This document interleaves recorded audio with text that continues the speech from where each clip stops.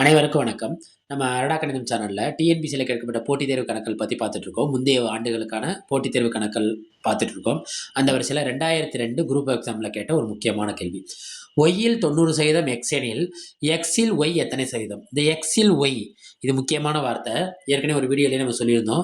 மறுபடியும் சொல்றேன். இது வீடியோவோட கடைசியில பாருங்க. இதுக்கான முழுமையான அர்த்தம் எளிமையா புரியும். ரைட்டா? அந்த வகையில அவங்க குடுத்திருக்கத எடுத்துக்குவோம். ஒய்யில 90% எக்ஸ்ன்னு சொல்லியிருக்காங்க.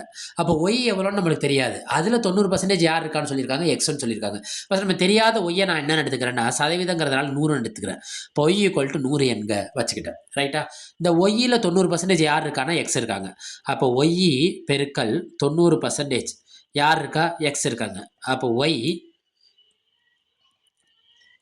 எத்தனை பர்சன்டேஜ் இருக்காங்க? 90% இருக்காங்களா? அப்போ எக்ஸ் என்னது? 90/100. அந்த சதவீதம் கண்டிப்போமா? 100. அப்போ 100 100 என்ன ஆயிரும்? கேன்சல் ஆயிரும். இதுலேருந்து எக்ஸ் என்ன கிடைக்குது நம்மளுக்கு? 90 கிடைக்குது. நல்லா சிம்பிளாகவே இந்த கால்குலேஷன் போடாமல் நம்ம கண்டுபிடிச்சிடலாம். 100ன்னு எடுத்துட்டோம்னா அதில் 90% யார் இருக்காங்க? எக்ஸ் இருக்காங்கன்னா அப்போ 10% தான் யார் இருப்பா? ஒய் இருப்பாங்கன்னு தான். அப்போ எக்ஸுக்கு டேரெக்டாகவே நம்ம என்னன்னு போட்டுக்கலாம்? 100ன்னு போட்டுக்கலாம். ரைட். அடுத்து நம்ம வீடியோட முக்கியமான வார்த்தைக்கு வந்துட்டோம். எக்ஸில் ஒய். இந்த இல் போட்டு ஒய்ன்னு கொடுத்தா அதை நம்ம என்ன மாற்றணும்னா பின்ன வகுத்தலாக மாற்றணும். அதை நம்ம என்ன மாற்றணும்? பின்ன வகுத்தலாக மாற்றணும். அந்த பின்ன வகுத்தல் எப்படி இருக்குன்னா தலைகீழ் பின்ன வகுத்தலாக மாற்றணும். பின்ன வகுத்தல் எப்படி இருக்கணும்?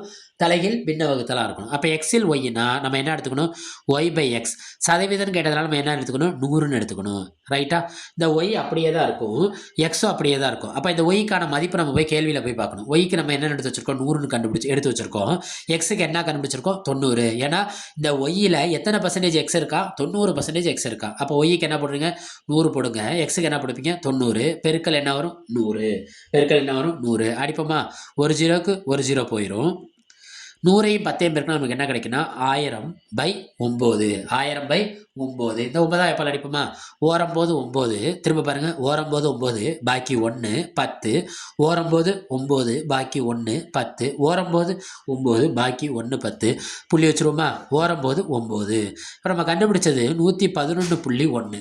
அல்லது சில நேரத்தில் இதுக்கான விடை எப்படின்னா 111 1 கீழ் 9 கலப்பு பின்னத்திலையும் வரலாம். என்ன பின்னத்திலே வரலாம்? கலப்பு பின்னத்திலே வரலாம். ரைட்டா? அப்போ இதுக்கான விடை என்ன? நம்ம கொடுத்துருக்க ஆப்ஷனை போய் பார்க்கணும். ஆப்ஷனில் என்ன கொடுத்துருக்காங்க பாருங்க. இந்த புள்ளி வச்சு கொடுத்துருக்காங்கன்னா கலப்பு பின்னத்தில் கொடுத்துருக்காங்க. புள்ளி வச்சு தான் கொடுத்துருக்காங்க. அது ஆப்ஷன் டியை குறிக்கும். ஆப்ஷன் யாரை குறிக்கும்? டி. அப்போ டி ஆப்ஷன் என்னது? 111.1. அரடா கணிதம் சேனலை லைக் பண்ணுங்க, சப்ஸ்கிரைப் செய்யுங்க, சப்போர்ட் பண்ணுங்க. நன்றி.